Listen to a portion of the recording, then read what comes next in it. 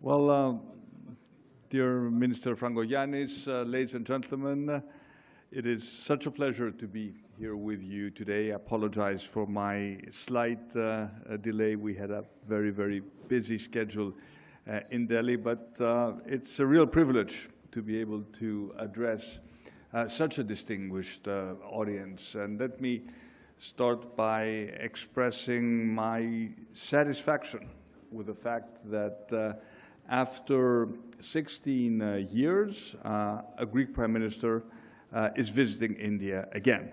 And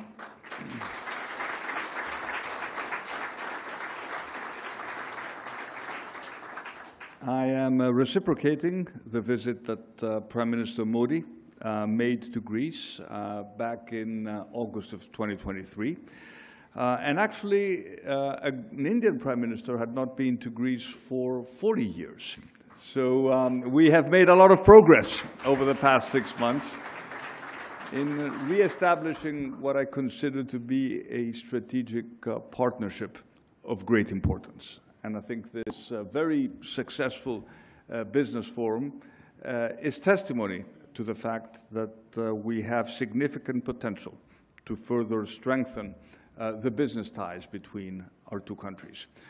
I can tell you we had very, very fruitful discussions with Prime Minister Modi yesterday. We touched upon a broad range of topics covering the strategic partnership between our two countries, issues related to geopolitics, defense, but of course also issues related to the very bright future I see in our economic cooperation. And when Prime Minister Modi was kind enough to invite me to India, I told my team that we need to come with a very substantial business delegation, which is exactly what happened. And congratulations to the team of Ministry of Foreign Affairs for putting together what I think has been a very, very successful trip with very productive, I understand, meetings between the business communities of our two countries, both in Delhi, but also here in Mumbai. And for me, this trip has been an opportunity to talk a little bit more about the progress that Greece has made and why Greece should be an attractive investment destination for Indian companies. And indeed, one of the big tasks we have whenever we visit a foreign country is to explain to people that the Greece they remember, the Greece of the financial crisis, the Greece that made the headlines for all the wrong reasons, frankly, no longer exists. And we seem to be making the headlines now for the right reasons and not for the wrong reasons. The Economist voted us Country of the Year for 2023.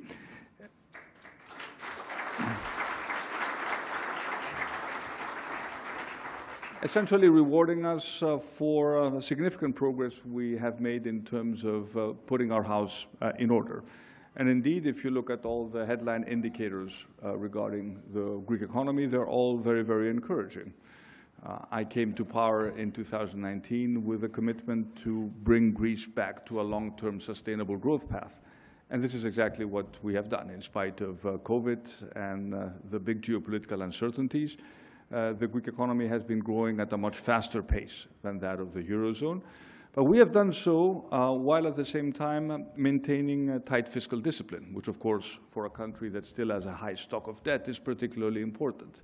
So if you look at our debt to GDP ratio, which is the leading indicator that all the rating agencies always look at when they want to assess the fiscal health of a country, you will realize that we've had the sharpest reduction in debt to GDP of any European country. And if you look at where our bonds are trading at present, you will realize that we're way lower. We always look at the spread, the difference in interest rate between the German bonds and our bonds. Our spread is significantly lower than that of Italy's, approaching that of Spain. So Greece, from a macroeconomic perspective, is clearly a country which is on the right track. And this, of course, is also reflected in the level of business activity.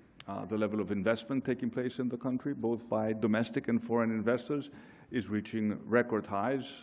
2023 was again a record year for foreign direct investment, and I expect that we will be able to overshoot that target again in 2024. And what we see is investor interest from various sectors, and that is why I find this business interaction between our business people and the Indian business community so interesting because it is so diverse. And I was taking a look at the companies that are represented here, and it is a testimony to the fact that this partnership need not be limited to just a few sectors, but can be much broader in nature. And indeed, when you look at Greece from your point of view, from the perspective of India, what is it that I think you should see? First of all, you just look at the map, and you see that Greece is geographically the natural entry point, the gateway, the doorstep for Indian companies into the European market. And I think this becomes particularly important after Brexit, when I think Indian companies will be looking for a new European anchor to access the European market. Also, when we think in terms of the big sort of geopolitical projects fostering connectivity between the Indo-Pacific, India in particular, and Europe, the IMEC project, eventually it will, in one way or another, lead to Greece. And that is why Greek infrastructure, our ports, our logistics centers, strengthening our supply chains becomes so important. And it's no surprise that we already have Indian companies investing in Greek infrastructure. I had the pleasure before flying out to Mumbai to visit the control center of the Delhi airport managed by GMR. GMR is actively involved in constructing the new airport on my home island of Crete, the biggest airport currently constructed anywhere in the Mediterranean. And this could only be the beginning. So our geographic location is of particular importance.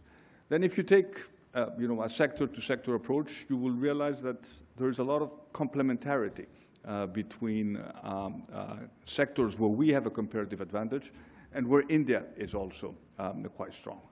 Take defense, for example.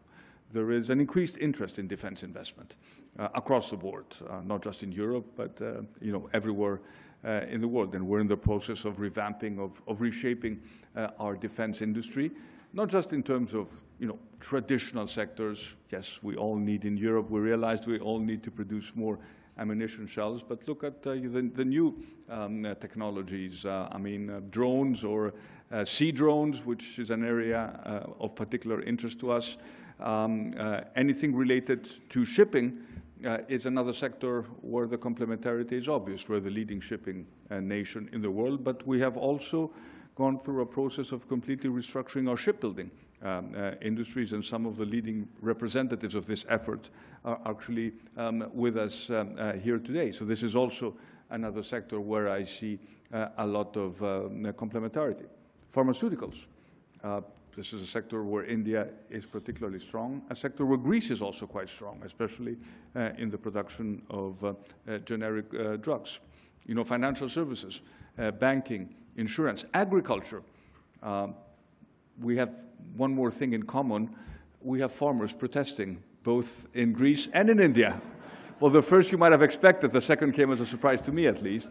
But the future of farming in a world where we need to make big productivity gains across the board, I think is also an area in my mind of great interest. And of course, ICT, technology. India is a powerhouse for technological development. And what you have seen in Greece emerging over the past decade is a very dynamic tech sector, primarily fueled by startup companies, which have been doing incredibly well. So I can see also a very interesting natural synergies emerging in the technology space. But of course, we also have other things in common. We're two ancient civilizations with great respect for each other. We have very great people-to-people connections. We have a vibrant Indian community in Greece, and we want to foster these connections much further. The most important short-term milestone we identified with Prime Minister Modi, and we expect to be able to have concrete announcements very soon, relates to the signing of a mobility and migration agreement. which will allow for more Indian labor to come to Greece in an organized manner.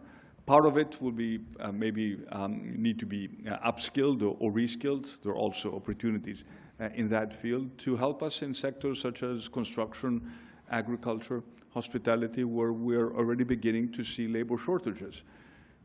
10 years ago, Greece had an unemployment of 27%.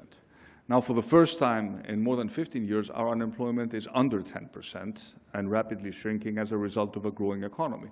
So interaction and in the field of labor is particularly important. And of course, I didn't touch upon what I consider to be a great, untapped opportunity, and that is tourism and hospitality. And again, this is an investment destination that can go both ways, because I spoke a lot about Indian investment into Greece, but the same is also true in terms of Greek investment in India. We have prominent food companies already present here, and I see no reason why we cannot expand and tap the potential of the Indian market through our export-oriented Greek companies. But when you look at hospitality, I think we're just beginning to tap the full potential of what India has to offer. We still don't have a non-stop flight, for example, connecting either Mumbai or Delhi to Greece. I'm sure that this will change very quickly. And what we have seen is the moment airlines are bold enough to schedule these flights,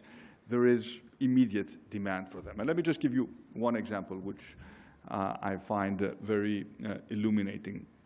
5 years ago, there was only one non-stop flight, daily non-stop flight from the US to Greece. Now, during the summer, we're between 11 and 13 flights, daily non-stop flights from the US to Greece. Are all packed.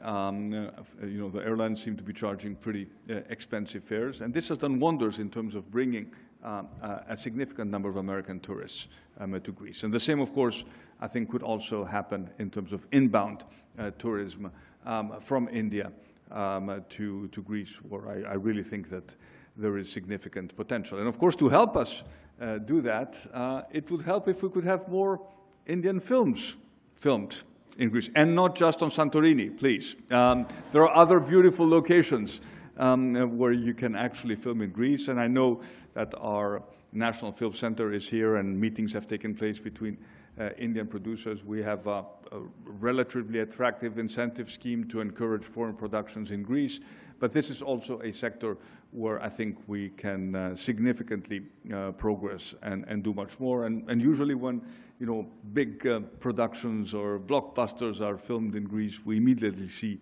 the tourists and the activity being generated afterwards.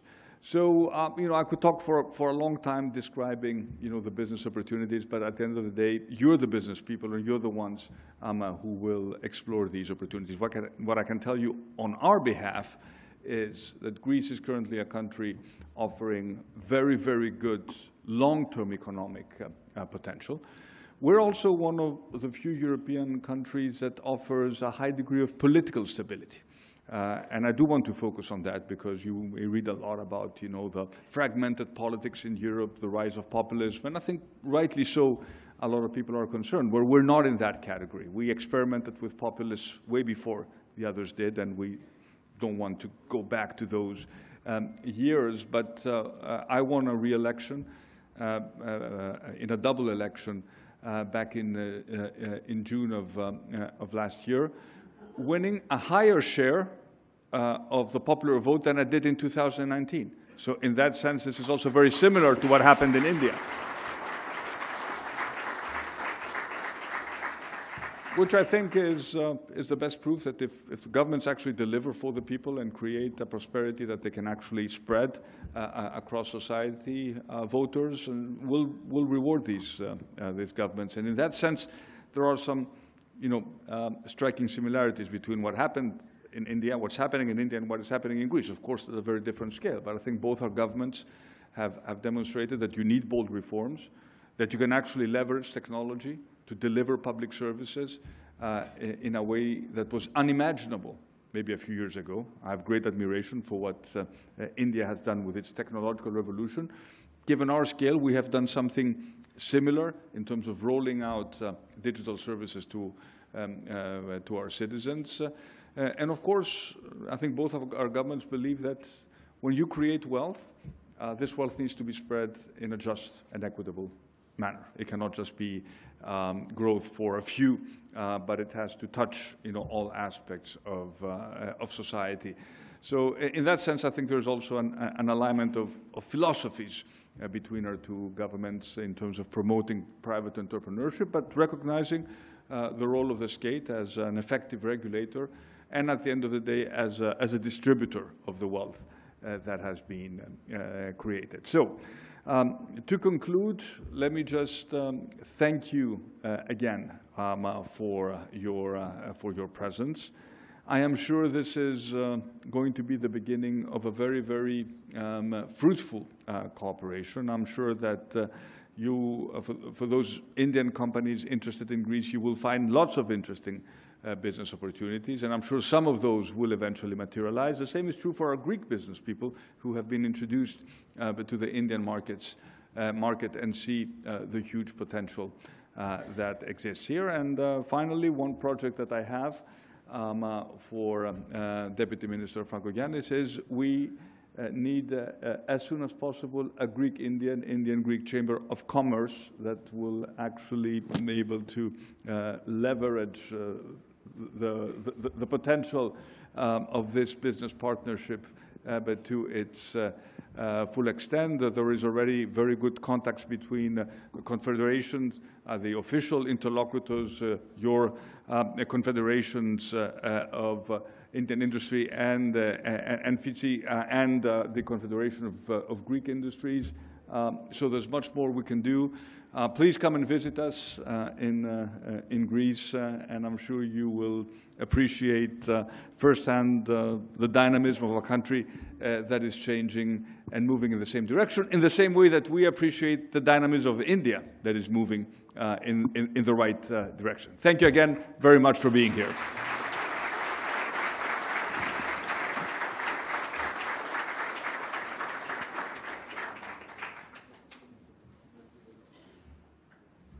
We may return back to the